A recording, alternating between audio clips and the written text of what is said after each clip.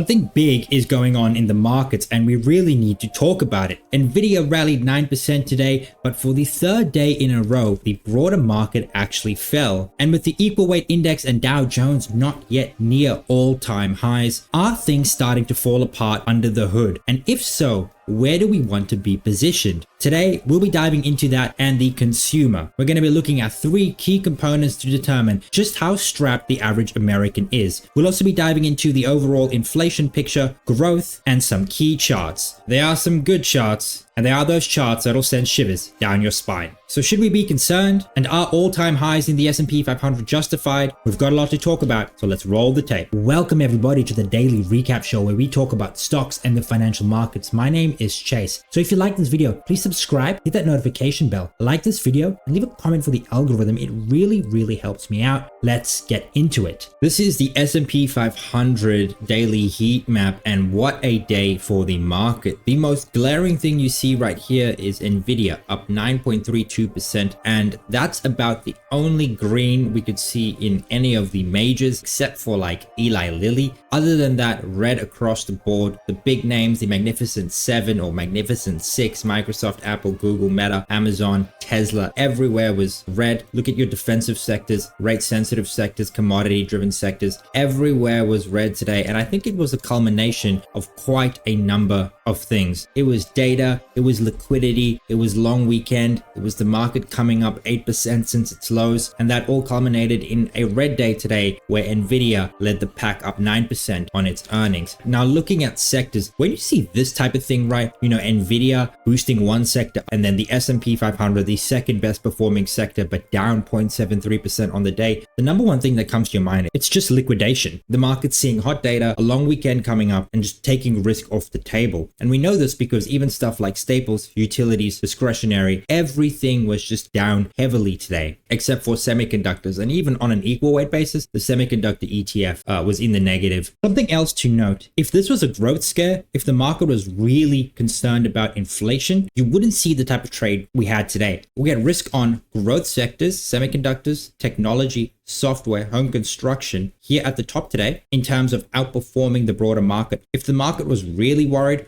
we would see stuff like XLE, we would see stuff like XME at the top, you know, inflation hedges. We would then see stuff like utilities and staples outperforming the broader market. So is the market really concerned about the inflation data? No, it isn't. Could that change? 100%. But based on the market action we saw today, which was a heavy down day, when the market does liquidate in a risk-off environment, you normally see stuff like utilities and staples. And in a high inflationary environment, XME materials outperform. We just didn't see that today. And that's why I do think that this is going to be very short-lived, but we are probably going to see some downside until after the Memorial Day weekend. Now we can actually see that stuff like technology, energy, the S&P 500 was actually all positive coming into the midday point right here, and especially at the start of the day. So what actually caused this massive sell-off? It had to do with a chain reaction from the PMI data we got. They actually came in a lot hotter than expected. US manufacturing PMIs came in at 50.9. The market was expecting a flat 50, but the manufacturing PMI was actually all right. I don't think this spooked the market. I think what really spooked the market was actually the services component, 54.8 against a consensus of 51.2. And then hot data coupled with the hawkish Fed minutes, the market took that as a reason to sell, and they sold heavily. We also saw the total composite PMI, so the combination of these two at 54.4, the consensus was 51.1. So hot data in a hot economy coupled with hawkish Fed speak gave investors a reason to sell. And what also worked in the favor of the bears today was yields. The 10-year yield was up 1.15%, and it's actually breaking above some of these key levels here in the US 10-year yield, but it's approaching a very key level here at 4.5%.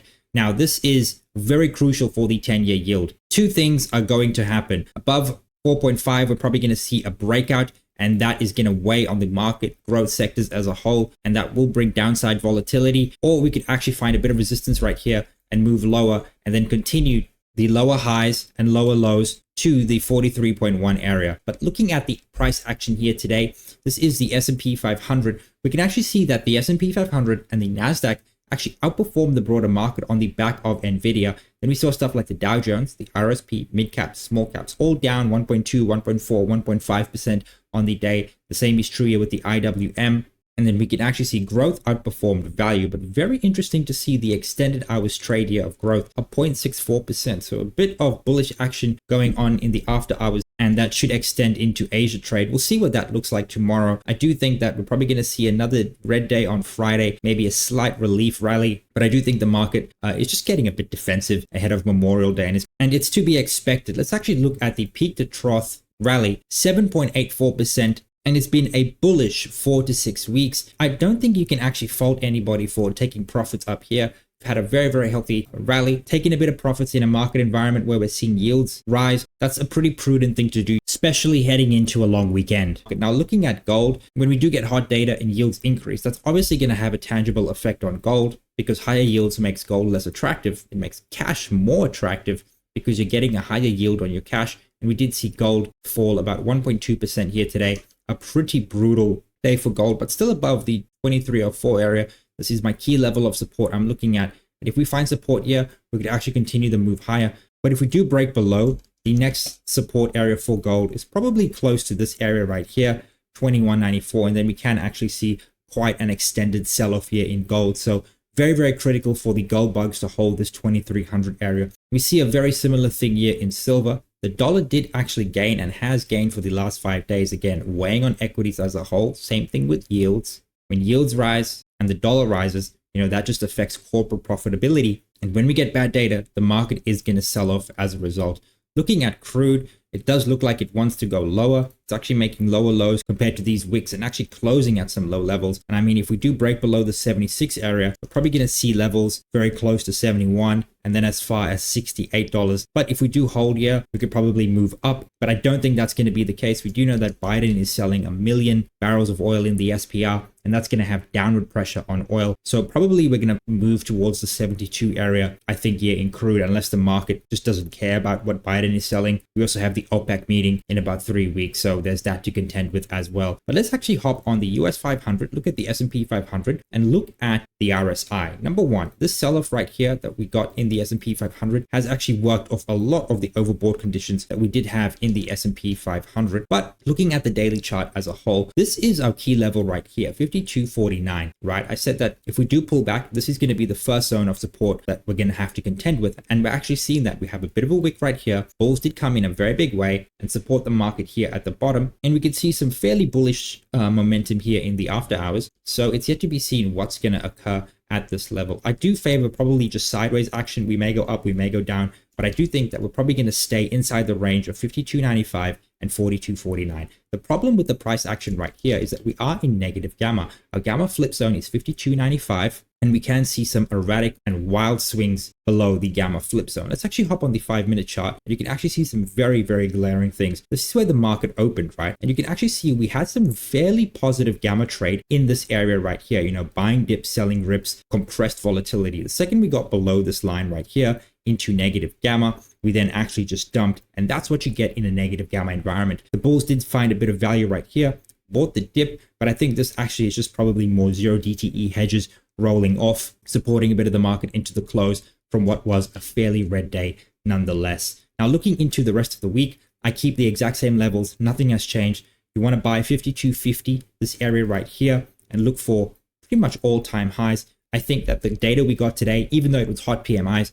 that is stronger growth. And part of the reason why we had this sell-off right here was because inflation was hotter than expected and the GDP print came in weaker than expected. We're starting to see growth measures expand like we just saw with the PMIs. The initial jobless claims data today was fairly strong. It beat ever so slightly. So the labor market is still intact. As long as growth remains robust and the labor market is in good supply, that'll keep the consumer fairly healthy. We talk a bit about that in the video, and that should support equity markets for the most part. So what am I looking for right now? I'm looking for little buy opportunities right here. We want to find support into Friday, and then next week we want to look to buying dips, selling rips to the 52.95 area and above to all-time highs. Do take into consideration we are in positive gamma, and we can actually have super wild swings to the downside as well as the upside. But for the rest of the week, guys, just play it really safely. We've got a long weekend coming up. Take some profits, take some risk off the table, and go enjoy your long weekend.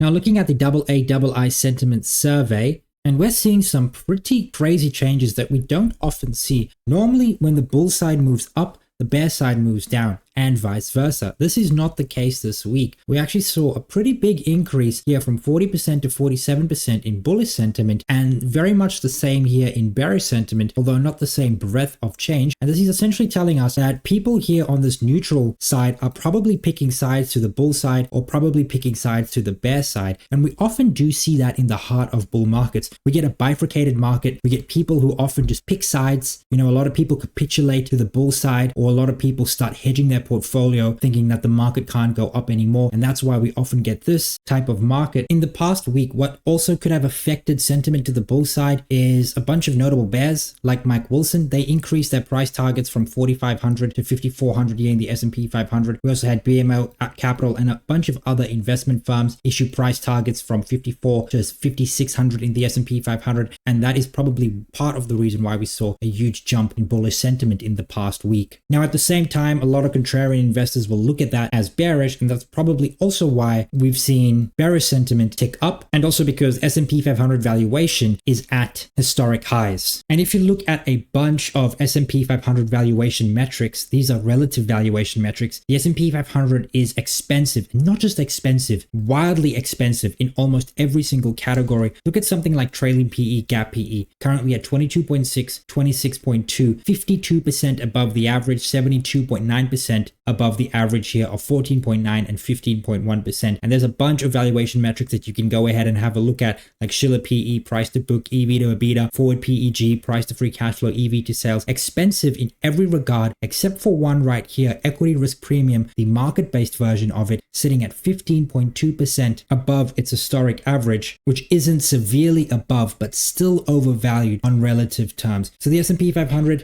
looking rather expensive on a relative basis, but I do think if you dive into absolute valuation, it looks a bit different. That's why when you look at stuff like price to free cash flow, 5% above its historic average, 29.2, normally the average is 27.8. And so when you include free cash flow and growth for the S&P 500 into the valuation on an absolute basis, then things start to look a little bit better. That being said, on a relative basis, the S&P 500 is expensive, and not just expensive relative to other indices, expensive to itself relative to history. Now, looking at the earnings scorecard for the S&P 500, very robust earnings. This is with Nvidia's updated earnings. We are sitting at about 7.6% return in the S&P 500. At the start of earnings season, the street were expecting 3.5% earnings growth. So it has been a beat on both ends. Even here, the revenue and the earnings were 3.8% revenue growth for the quarter. And this particular number, the revenue growth number, is really, really good. Excluding energy, earnings become significantly better, 4.2%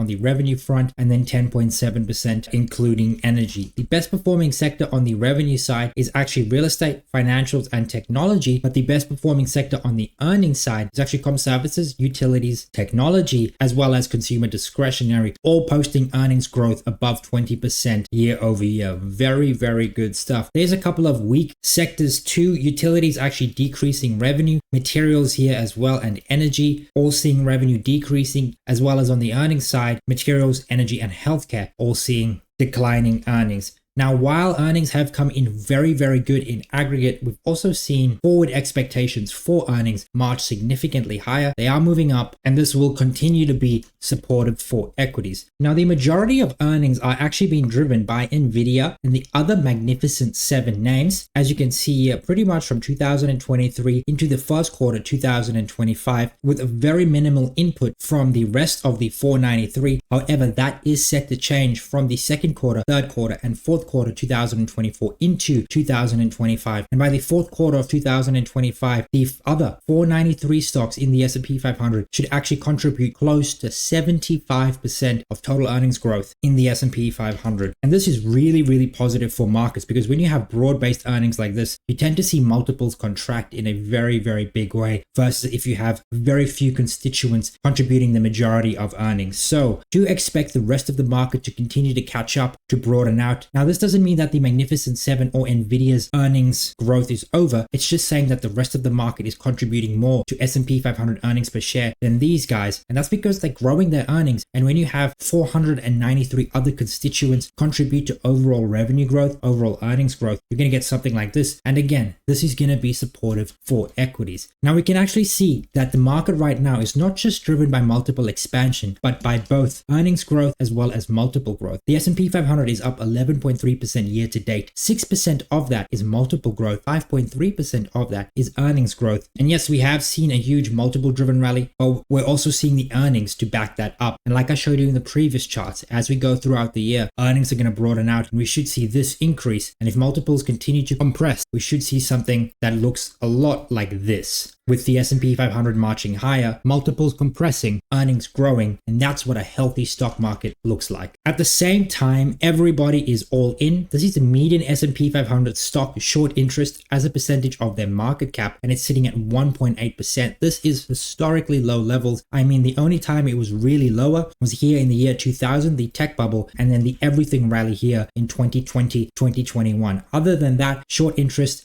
as a percentage of market cap has come down significantly over the years, particularly from the 2020 highs right here. And that just goes to show that people are all in. There's not a lot of shorts in the market. Most people are long. And this is normally a feature, not a bug of bull markets. Now, looking at some seasonal stats, this is some very, very interesting data we have right here. This is S&P 500 when the year-to-date return is greater than 10% on day 100, and essentially the forward returns for the rest of the year. And these are the returns we can expect. Now, average return in that period is 8.8%, median return 10%, so double-digit growth even after we've had year-to-date returns greater than 10%. We do have quite the data set as well, 20 events in total, 85% of the time it is higher, and only in 1987 did we have a double-digit down year. The other two down years were negative 0.4% in 1975 and 1983. Other than that, it has been positive all the way through, and momentum brings momentum. Now let's talk a bit about the consumer. This is probably one of the comments I get the most in my comment section,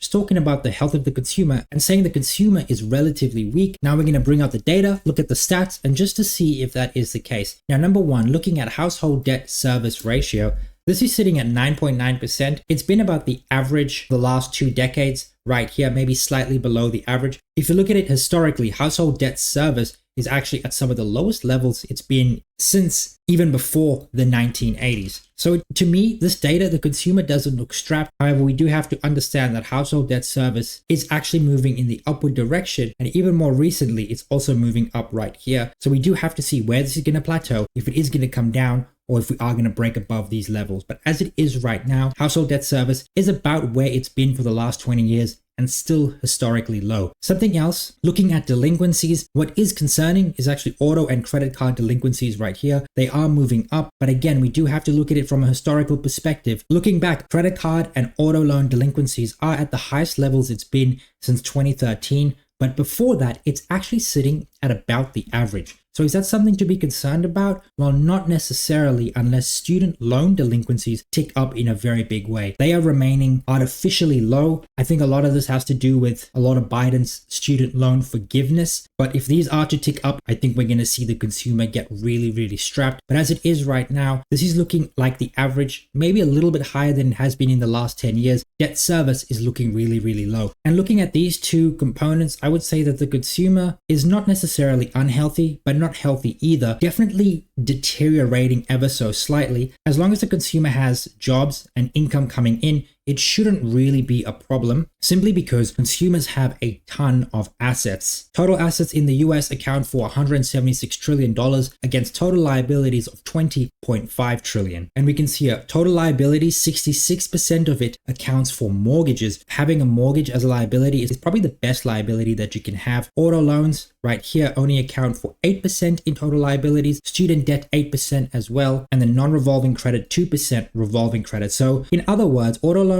credit cards, and then student debt account for 8% each in each category. Whereas total assets, 28% of assets is in people's homes, 5% in other tangible assets, probably like stuff like art, cars, 8% probably in cash deposits, 18% in 401ks, Roth IRAs, pension funds, and then 42% in stocks and bonds. And if we actually have a look at what of these assets are liquid, let's say no to pension funds, no to other tangibles, no to homes, there's still almost 50% of assets that consumers have access to that is completely liquid, with I would say anywhere from 1 to 2 days they can have access to this capital. And so if we do start to see these tick up in a very big way, I do think a lot of consumers are going to draw on stuff like their deposits, like their other financial assets, like the amount of money in money market funds to really keep this debt at bay. So is the consumer healthy? Based on these metrics, I would say not yes, not no, but based on this, I would say the consumer is looking rather healthy. And as long as the employment rate stays anywhere from where it is right now, 3.9% to 4.2%, I think the consumer will continue to spend, and that will be supportive for equities and the economy as a whole. Adding on to that, Goldman Sachs expect real spending growth to remain very, very healthy. We can actually see here that both in May and June, real spending growth is actually going to track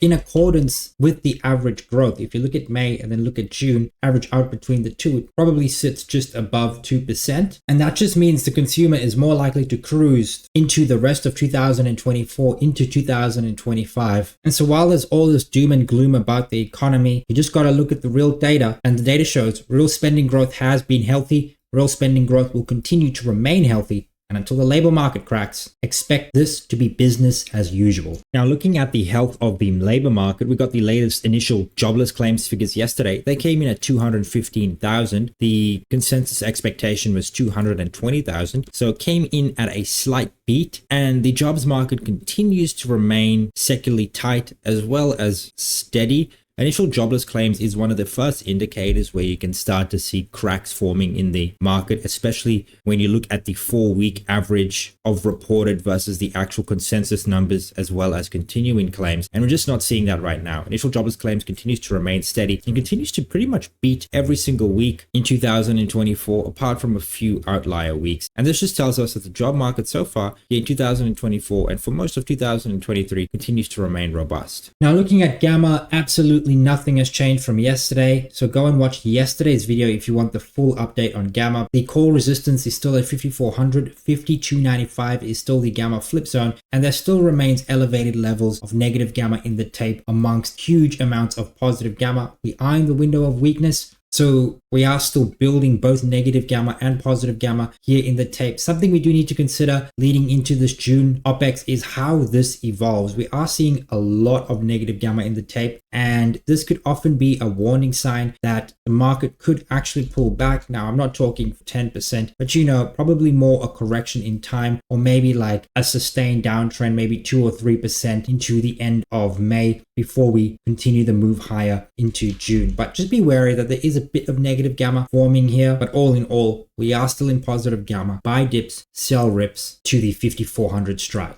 Now, looking at data tomorrow, the big one is obviously going to be durable goods orders and then University of Michigan sentiment. Durable goods orders is going to come in at negative 0.6%. That is the consensus. Ex-transport 0.2%, core capital goods 0.1%, and then core capital goods shipments, both are estimates, 0.1% right here. And then University of Michigan sentiment to come in at around the 67 mark, or 67.4 is the consensus. But if you've made it up until here, thank you so much for watching. Guys, if you like this video, please subscribe, hit that notification bell, like this video, and leave a comment for the algorithm. Cheers.